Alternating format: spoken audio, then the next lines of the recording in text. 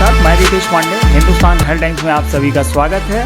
और आज हम मौजूद हैं SRJ gastro and piles hospital and doctor Ashwani छारसूत्र centre, Sainath colony, civil line, Ballia में। और यहाँ हम मुलाकात करेंगे वरिष्ठ चिकित्सक एवं प्रबंधक डॉक्टर अश्वनी कुमार सिंह से।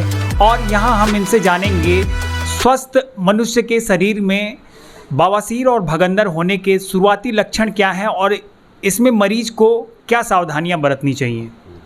बहुत अच्छा क्वेश्चन पूछा आपने रितेश जी।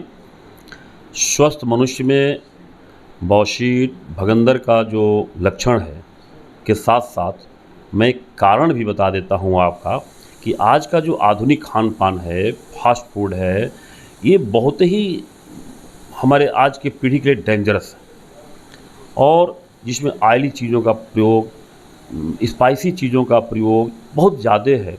इसका नुकसान क्या होता है कि उनके पेट पर पड़ता है, पूरे मेटाबॉलिक सिस्टम पर पड़ता है और उनको कॉन्स्टिपेशन क्रिएट हो जाता है, किसी को कोलाइटिस हो जाता है, किसी को IBS हो जाता है, किसी को डायरिया हो जाती है। और इसे जब लंबे समय तक जब सफ़र करते हैं तो उनको बार बार स्टूल पास करते करते बाथरूम में जाते जाते उनको पाइल्स के मस्से में स्वेलिंग होने लगती है, जिसको हम लोग अपने भाषा में हेमोरॉइड्स बोलते हैं। मेन मेरा विषय है भगंदर का। पाइल्स के इलाज तो कहीं भी कोई करा सकता है जरूर, अच्छे चिकित्सक, लेकिन भगंदर का जो इलाज होता है वो बहुत स्पेसिफिक है। हमारे अच्छे अच्छे सर्जन इस बात को जानते हैं और मेरे बात से वो सहमत भी होंगे सुन करके कि नहीं मैंने जो कहा है। भगंदर रोग जो है वो भी आज के आधुनिक खान पान रहन सहन से है।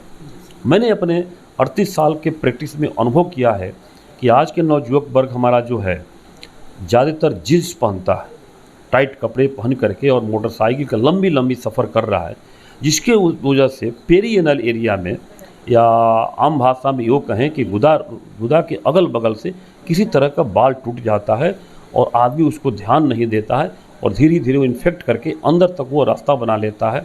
और कुछ समय बाद छोटा सा फुंसी होगा और उसमें से धीरे धीरे पस का डिस्चार्ज होगा। आदमी उसको इग्नोर कर देता है या कहीं आसपास के डॉक्टर से जाकर मिलकर दवा लेता है, लेकिन वो अंदर से ख़त्म नहीं होता।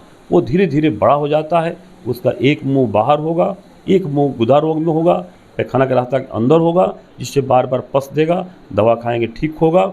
उसमें मेरा जो 38 साल के प्रैक्टिस में अनुभव है कि भगंदर रोग चाहे आयुर्वेदिक हो, चाहे एलोपैथिक हो, चाहे होम्योपैथिक हो, चाहे यूनानी हो, किसी पैथी से नहीं जाता है दवा से। मैं एक शब्द अपने मरीजों को बोलता हूँ, सुनने में आपको भी थोड़ा सा अजीब सा लगेगा। बोलता हूँ, बेटा जितना तुम्हारा वज़न है, वज़न के बराबर नोट को तौल करके दवाई खा लेना, ये तुम्हारा रोग नहीं जाएगा।